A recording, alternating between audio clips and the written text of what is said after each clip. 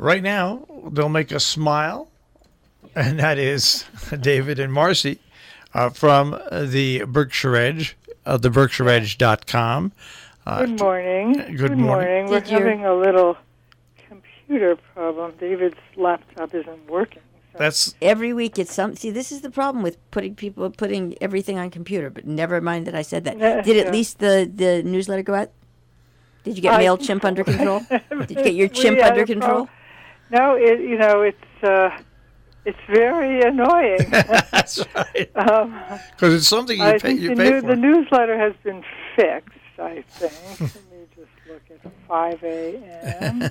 Hopefully. Yes, the newsletter went out, so that's good. All right. Well, I know we'll get David his computer straightened out. Well, if not, I know we'll hear a smashing sound in the background. No. I hope not. All right. Let's get right to our first story. So this is the minute I started reading about this, before I got that midway down the paragraph. What are you talking about? There he is. W.E.B. Du Bois.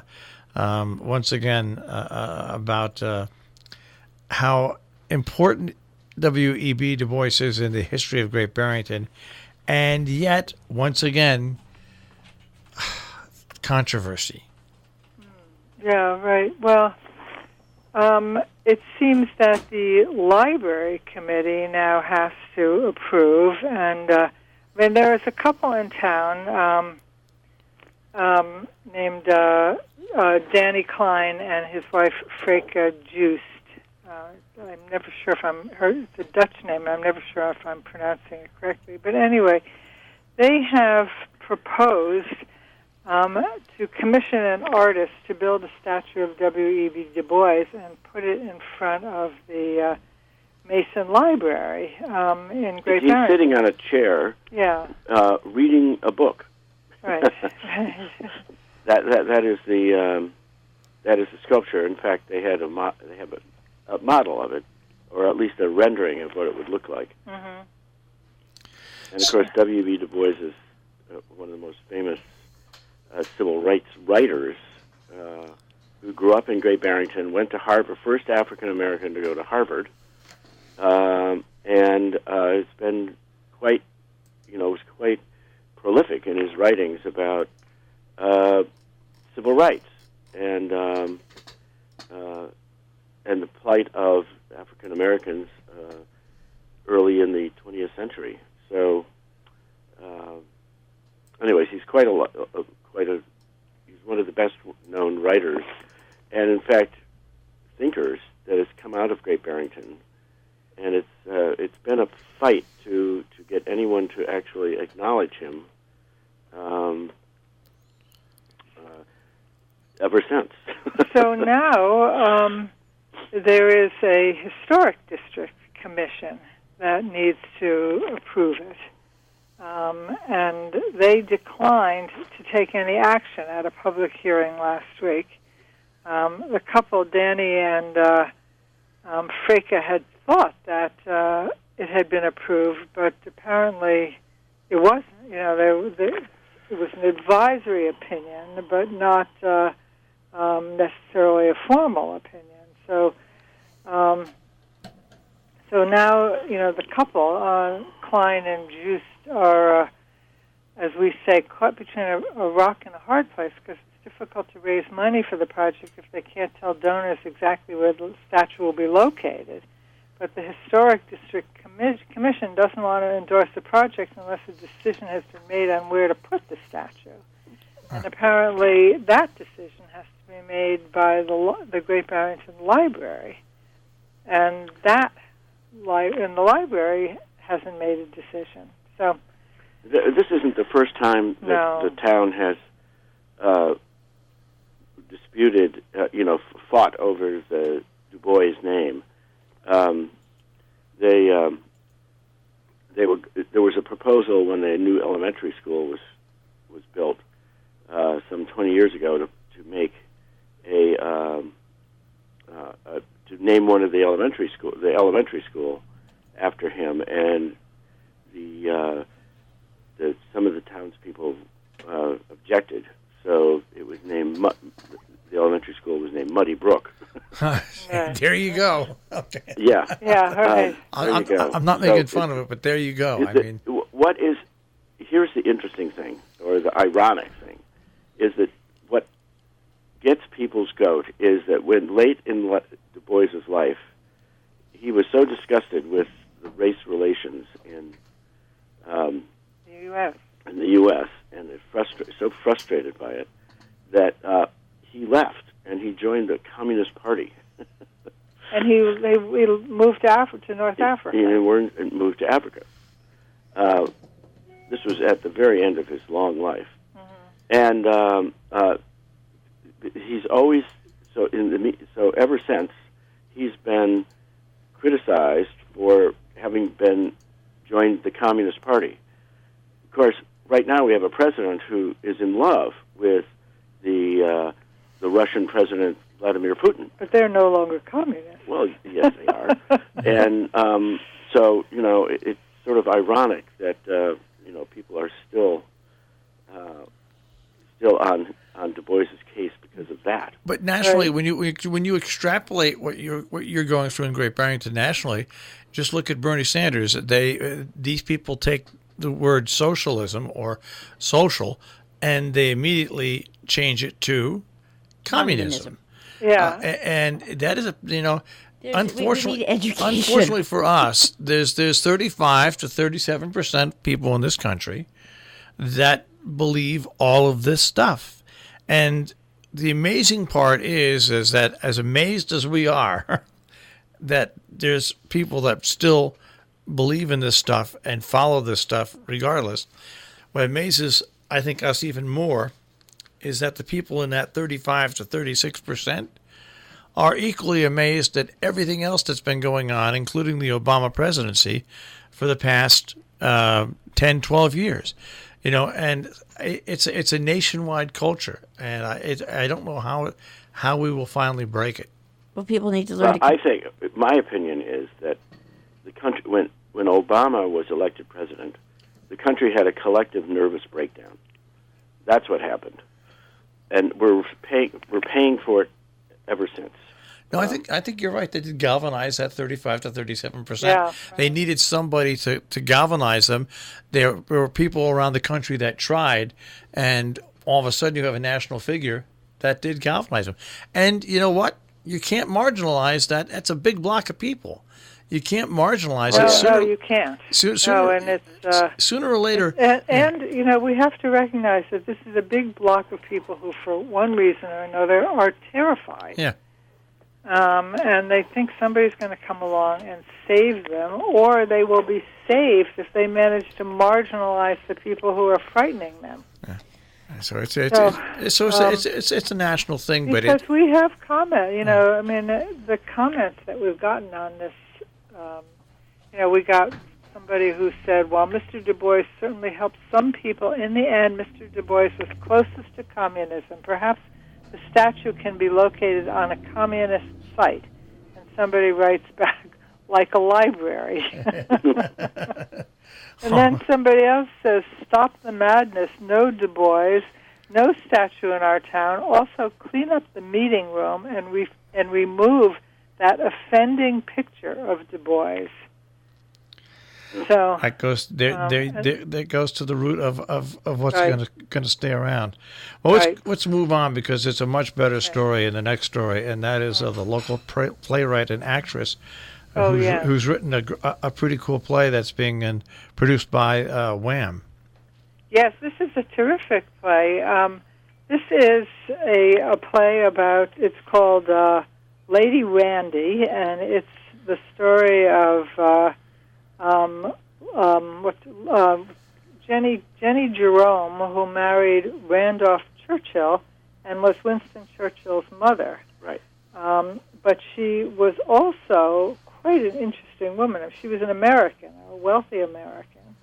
And her relationship with Randolph Churchill was very unsatisfying because he developed syphilis, I think.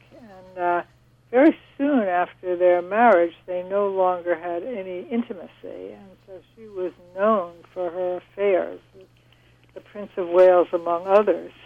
And this play has been developed locally. That's why everybody is so interested in it. Now, I happen to be on the board of something called the Berkshire Playwrights Lab, which I've talked about before, which is in the business of developing new plays. And this is a play that was developed at the Berkshire Playwrights Lab. We had 2 or 3 staged readings of this play. It's really it's a 2-person play, although there are many characters. But Anne Underland, who is the author of the play, plays Lady Randy. She plays Jenny Jerome. And then there is a male actor who plays all the other male roles. And it's terrifically witty. It's interesting historically. It's very witty. The dialogue is terrific. The 2 actors. Anne is wonderful as Jenny, and the other man plays her father and her husband and her lover, and I don't know who's playing the male in this particular production, but it's also being directed by Jim Frangione, who was until recently one of the artistic directors of the Berkshire Playwrights Lab and has really shepherded this play through its development. So this is a terrific play, and now, Berkshire Playwrights Lab has gone as far with it as it's able, and Wham Theater, which is particularly interested in women, has picked it up and is doing a full production of it, and it's really, and it's at Shakespeare and Company, and it's a terrific play. So I highly encourage you. If I don't sound enthusiastic, I can continue. I guess you recommend it. I recommend it. I mean, the first time I saw it, I saw one scene originally, and then we did a whole reading, and then we did a second reading, and at every stage it got better and better. All right. So I do recommend it. Okay. Let's go on to the next story, and if it's Wednesday morning, we have to talk a little bit about marijuana in Berkshire County. Well, high times in Great Barrington, That's exactly right. Oh dear. Well, yes. We have so many pot shops now in Great Barrington, and one of them is Theory Wellness, and they're proposing to an interesting approach, which is kind of using a social justice approach to the cannabis marketers. It's really interesting, isn't it? That they're now going to help people that would otherwise not be able to get licenses to be able to get a license to sell marijuana. And it wasn't. It's really odd that now we have a dealer helping other dealers. You might say. Well, you know what it looks like to me, and I know it sounds far fetched, but it shouldn't be. I think Theory Wellness, because they've been in the medical marijuana business, they're pretty well established. And like when I went there, I got the tour, I was amazed. It was more like going to like a McDonald's or a Burger King or something with all their beautiful colored menus and telling you, you've got this to sleep, this to be awake, this. It's all very, very well done. And it's almost like if they mentor people in the program, maybe down the road, Theory Wellness will have different shops. You know what I mean? It's almost like they're mentoring people to get into it, and that will benefit them in the long run. Well, this is the creation of a huge empire. Yeah, because they're well run. The thing is that, when the state passed the legalization of marijuana, it set up something called the Cannabis Control Commission. And among the guidelines set up by the Cannabis Control Commission was a social equity program, which had as its goal to ensure that people from communities that have been disproportionately harmed by marijuana law enforcement are included in the new legal marijuana industry. So in other words, mainly black people who have been arrested more than white people for having marijuana. So what Theory Wellness is trying to do is make it possible for to economically empower entrepreneurs, especially people from minority communities who've been discriminated against, to make it possible for them to have access to capital and to open their own dispensary. So it's not just anybody. I mean, they are particularly interested in making sure that minority members of the minority community have access to this industry. Now, they are not proposing to take any equity stake, or to require any applicant to sign them up as either the manager or the purchasing agent. I understand that, but I think it sets up the guidelines pretty well that if they're successful in mentoring some people into business, that the next step would be, okay, we can take our model and expand it beyond Great Barrington. Right. Oh, definitely. Oh, yeah. Right. Yeah. Because I'll tell you one thing, I'm amazed at how far in advance and set up they are at Theory Wellness. It really is pretty amazing. I mean, people now from Connecticut and New York openly post online about when they're there and when they're coming back. I mean, it has it's become almost like right? Really? It's almost like going to I'm going to Great Barrington to go to Staples or to whatever. But no, I'm going to Theory Wellness. Hey, I'm at Theory Wellness. Hey, I'm on their Facebook page. Yeah, I've said Facebook, Twitter, Instagram. It's amazing. So Theory Wellness, in theory, is really got a leg up in this game. I want to go. They're making money hand over fist. I don't doubt it at all. You're absolutely right. And the other thing, of course, is that they are also supplying the town with a cut of the proceeds. A brand new revenue stream. You're absolutely right. A brand right. new revenue stream, which now means that the town is dependent. You got it. Yeah. Well, yeah. It's a vicious circle, but it is what it is. But now, what's this knocking at the door here? I love this about the area you cover. Once again, how about recommending that there be a brand new school? Oh, no, really, talking about. I mean. I feel like we're in a house of mirrors here. This is Alice in Wonderland. So the former chairman of the town finance committee, Sharon Gregory, is writing us a series of pieces about how the town, how we do need a new high school or a renovated high school. Or anyways, we need to do something with the high school. I mean, this is the last thing I would have ever imagined her to come out in favor of. She was opposed to the renovation of the high school. But now we have her coming out with a series of articles saying that she's recommending this. And it is an interesting, this topic of education, which we will return to, no doubt, in coming weeks many times, is what to do with as Robert Frost would say, what to do with a diminished thing, which is the fewer students because of the aging population here in the Berkshires. So we don't have the robust student population that we once had, and that led to the creation of school districts depending on that student population.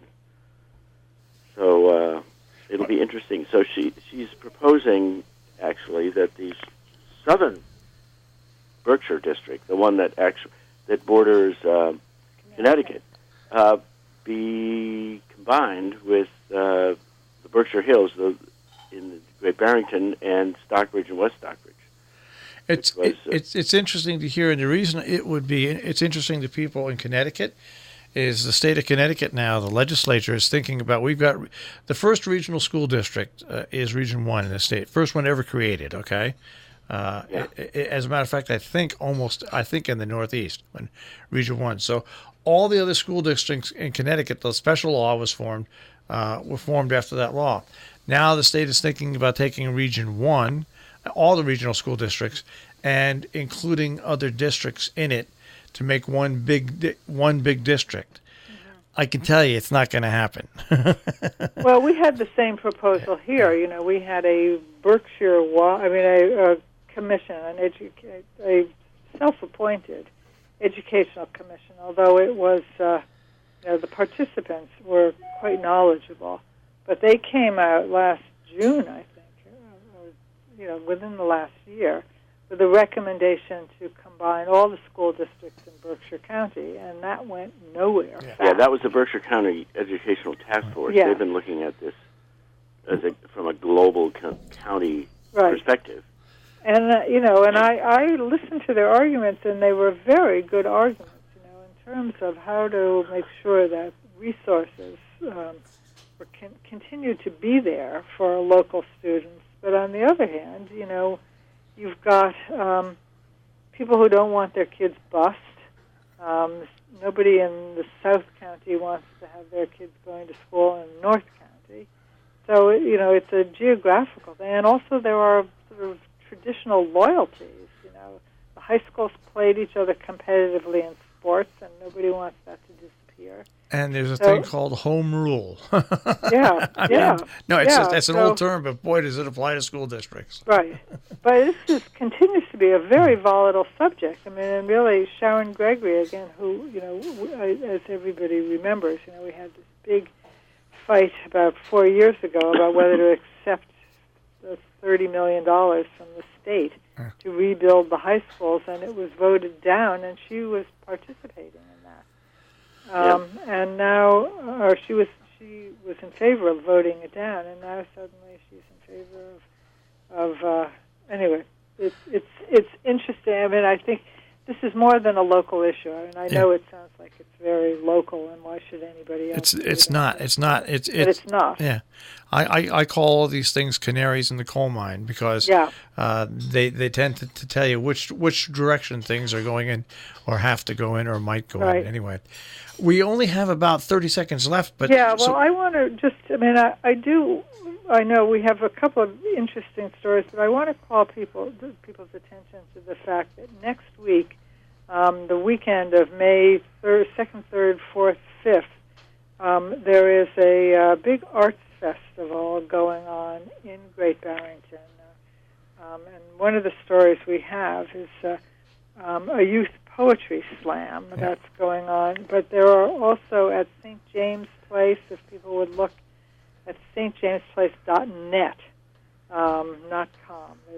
There's another stjamesplace.com, and it's somewhere in Georgia. But to look at the schedule of these, there's some interesting new plays. There's a poetry slam. There's a lot of stuff going on in the arts in Great Barrington next weekend. All right.